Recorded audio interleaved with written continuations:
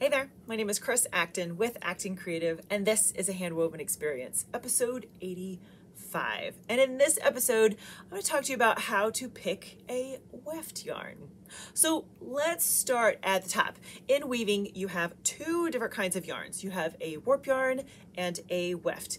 And the major difference between them is the warp yarn goes through the loom and has to hold the tension. So this can't be just any old yarn. It has a very specific job to do. So that helps you narrow down what your warp should be. But when it comes to the weft, you don't have that kind of restriction. So it's a wide open field, which is awesome, but can also be very intimidating because how do you narrow that down to choose the right weft yarn for your project? So I've got just a couple ideas on how to help kind of simplify that process. First of all, always keep in mind what you are working towards. What is the goal of your project? That can help dictate your weft in a pretty serious way. Here's what I mean. If you are going to make a rug, you might use a nice, bulky, heavy yarn like this guy, right? However, if your goal is to make a light, airy shawl, you don't want to use a yarn that looks like this in your shuttle. You might want to use something that looks like this, which is nice and fine and is going to help you achieve that texture and that kind of feel for the fabric that you want for your project. So the first thing is always keep in mind what you are working towards. What is the goal of your specific project? Things are falling all over the place. Okay, so number two is refer to your pattern. What pattern are you using for this project? Because that will help you kind of determine what weft to use. For example, if you're doing something like a twill, you're probably going to want to use a very similar yarn in the weft that you did as the warp, just to give you the right kind of style for the fabric. So it could be just that simple. Whatever you used in the warp, you can also use in the weft. Easy peasy.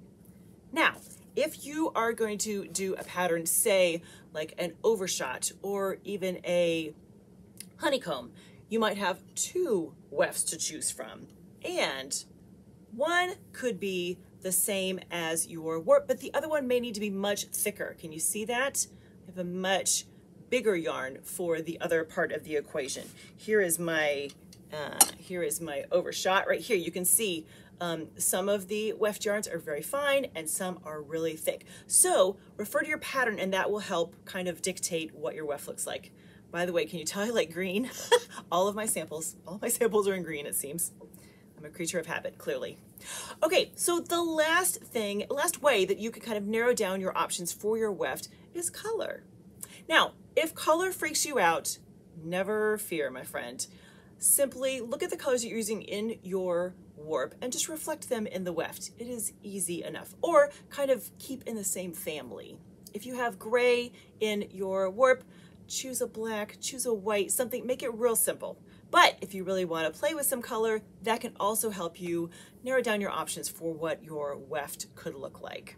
So those are kind of my three suggestions for how to really narrow down your selection for the weft. First of all, always keep in mind what you're creating. Secondly, refer to the pattern because that will help kind of dictate what your weft will look like. And then last, think about some colors that are going to fit with all of that.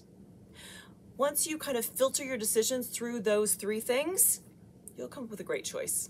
I know you will. All right, friends.